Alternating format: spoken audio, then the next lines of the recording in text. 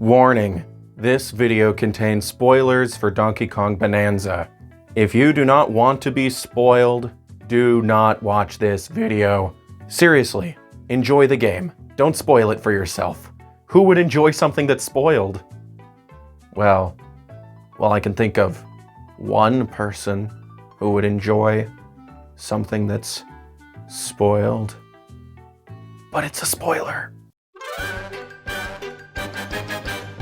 Not too long ago, after the DK Bananza direct revealed Pauline, I used it to springboard a video I'd been wanting to make as far back as the day I played the Pikmin 4 demo.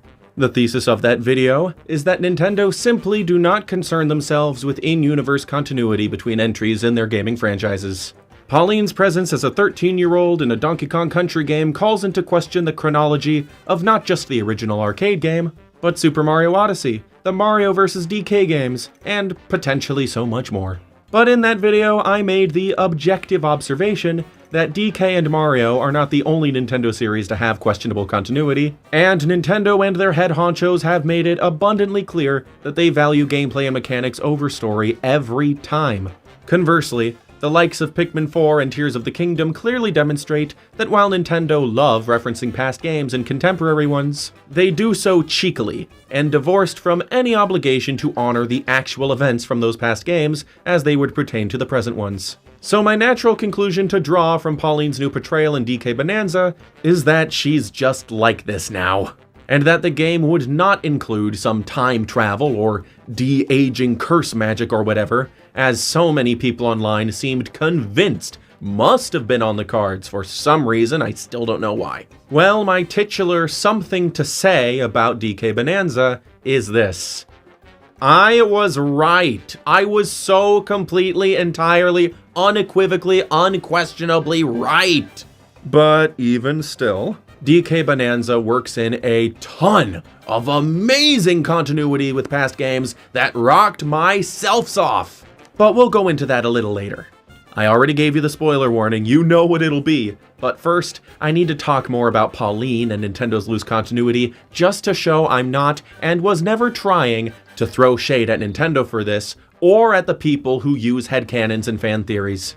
I got a ton of "so you hate waffles" clapback for that "I like pancakes" video. And I feel DK Bananza's abundance of fan-pleasing tie-ins to Rare's DK games will inspire those same types of people to try and claim I was wrong when I was right because character from past comeback. So there, boom, gotcha. But anyway, as I was playing the game for the first time, I was assured that Pauline is just young in this game with no shenanigans attached, pretty much instantly, as she was constantly saying things like, "I'm me again, my voice, it sounds normal," and stuff like that, after being freed from her rock form. But something I didn't expect and was pleasantly surprised by came in the form of some flavor text when I stopped to sleep at a getaway in the freezer layer. DK, don't tell Grandma I had sugar before bed, okay? Good night. Grandma? I thought at first, maybe that's just some cute, innocuous flavor text that doesn't mean to imply anything further, but no. Pauline constantly references the fact she lives with her grandma throughout the game. And while we never see her grandma, I think it's clear that the illusion the devs are making is that Pauline's granny is the maiden Cranky kidnapped back in '81. And that's cute, that's fitting. I think it's safe to say Mario's grandpa was the one to save Pauline's grandma from Donkey Kong's grandpa. It ties that well-known fourth wall joke into the Mario canon. But further on, Pauline does live in New Donk City, and the game outright confirms that she will grow up to be the mayor we met in Mario Odyssey, which still doesn't neatly tie into Pauline's other portrayals alongside DK in contemporary Mario games, including Odyssey, but that's just the usual Nintendo who gives a Funky Kong attitude toward complete cohesive continuity. And it's fine. It's totally fine. These bits of loose continuity were appreciated. And we don't need Donkey Kong games to consider every reaction or line of text-only dialogue every adjacent character has ever said about another character throughout years of releases typically helmed by many different teams of people. I don't want an Ian Flynn-type figure to emerge and start referencing the main Mario cast's tennis academy graduations, or Broadway play endeavors, or car manufacturing business operations in mainline games just for the sake of it. If you still aren't following my tact on Nintendo's aversion to continuity, let me give you a one-to-one comparison between two single static screens from DK Bananza and Pikmin 4. This Olimar log from Pikmin 4 that confirms the events of Pikmin 2 did not happen, as the inciting incident was merely a nightmare Olimar had, and this description for the Professor Chops fossil in DK Bananza, which seems to confirm that Professor Chops is dead, and has been so long enough to fossilize and/or the Retro Studio titles either didn't happen, or the DK crew and related characters from Returns were different, underground-dwelling, near-identical Kongs to the ones we see in this game.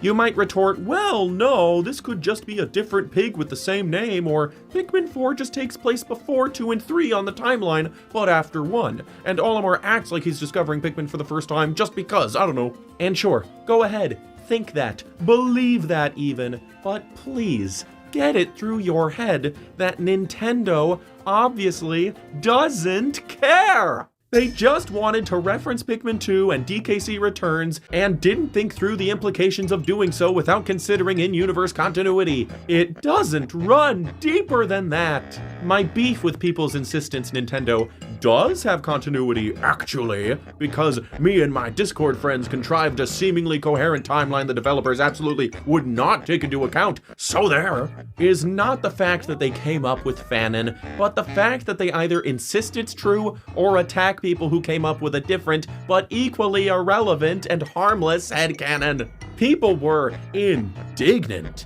at the very notion Bananza is a prequel to the arcade game. It just can't be! Cranky's here! That's his gig! It can't be! But yes it can! Why the flip not? We've already got 3 Donkey Kongs running around, what's a 4th gonna hurt? I don't subscribe to the idea that Bananza takes place before the '81 game myself, but it's not because Cranky's here and there's a ton of references to the arcade game's elements.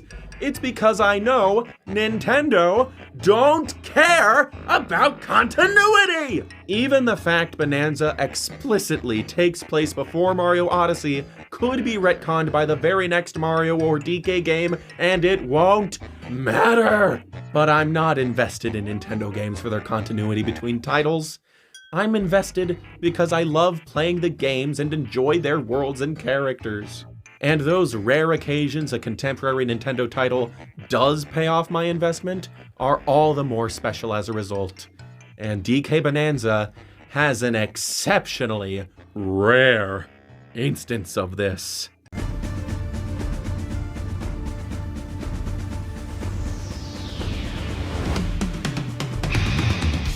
Not only is there a clear love for Rare's Donkey Kong titles littered throughout the game's design with stuff like the Kremling fossils and "Oh, banana!"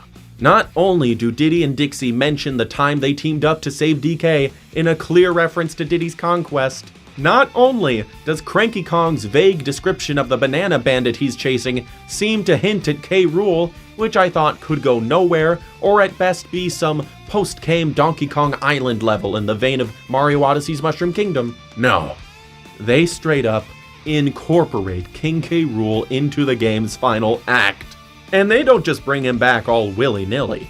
K. Rool fans have been vocal for years in their desire to see him in DKC games again, and the very nature of his costume-adorning trend from the original trilogy led fans to be content with him doing or being or showing up wherever, just so long as they let him in. Arctic-themed Vikings? Yeah, sure, he could be behind that. Monkey-operated mining company? Yeah, totally, he's the CEO or something. Ooh, or maybe he's the diminutive gold-toothed Eye in disguise. Pauline is a rock, it's possible. But this game not only brought him back, but refined his character. The SNES games, to my knowledge, never directly confirmed why K. Rool has beef with the Kongs or wants their banana horde. I seem to recall Rare developers saying he wanted to starve them or something in magazine interviews, but either way, this game gives K. Rool explicit motivation. Some flavor text from a loading screen in this game confirms, to the shock of everyone, that Donkey Kong loves bananas, so long as they aren't rotten or mushy. I remember reading that and thinking, why mention that part? Of course he doesn't want a rotten banana. Who wants to eat rotten bananas? King K. Rool, that's who! K. Rool is the king of rot. He's rotten to the core. He's a rotten, ruthless reptilian rogue. and his wish is to turn DK Island into a mushy mess of rotten bananas in a feast fit for a king. And that's not even all. Voidco's reanimated fossils DK and Pauline had been fighting throughout the adventure, those are the remains of long-dead Kremlings.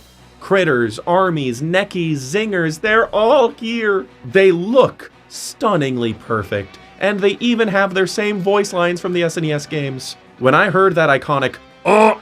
I legitimately choked back tears. And even that's not all. In a spiritual connection to EPD8's first Donkey Kong adventure, Jungle Beat, DK has a special musical power when he beats his chest. Well, K. Rool, in an all-too-perfect inversion, has the same ability when he beats his big old belly. This game didn't just use K. Rool, they didn't just refine him, they perfected him. They paid homage to everything we love and remember. The fake death and credits with a K, the blunderbuss, the copter pack, the showdown in the boxing ring, and to top it all off, they brought the entire Donkey Kong legacy full circle by having him take over New Donk City. This is the sort of move that doesn't feel like it should be allowed. This is like Nintendo adding Geno and Malo as playable characters in a 3D Mario game where Rosalina recruits you to onboard Orbulon's armada to take down Tatanga. In an official Nintendo Ask the Developers interview, they noted that they were aware that Bananza was going to set the stage for the 3D DK series, which they expect will run alongside the 2D series as Mario and Zelda do. Well, if this overwhelmingly grand return for King K. Rool is how they choose to kick off the series, I can't wait to see what he'll do next time. But then again, Nintendo go for gameplay first and leave story for last. So it's possible K. Rool won't be used again for some time. But even if that ends up being the case, this return was so freaking phenomenal, I wouldn't even be mad if the next 3D DK sidelines him.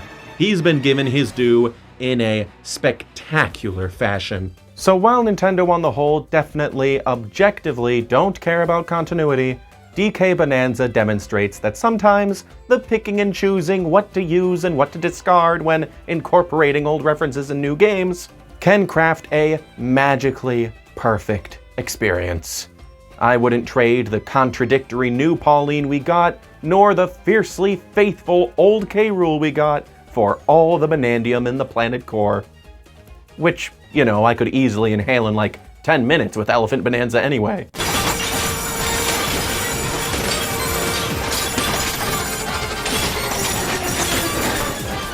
Thank you for watching. This was a quick turnaround video, just something I had to get out there. It's been on my brain so strongly, so invasively. I love DK Bananza, and I don't want people to have a wrong impression of what I felt about it or its characters or what have you, just based on that negatively connotated Nintendo video that springboarded off of DK Bananza, wasn't even about it specifically. But either way, thanks for watching. A new video is coming out on Thursday that's related to Smash Bros. Stick around if you want to see that. Support the channel through Patreon or YouTube memberships if you feel so inclined, and I'll see you the next time I see you. Woohoo!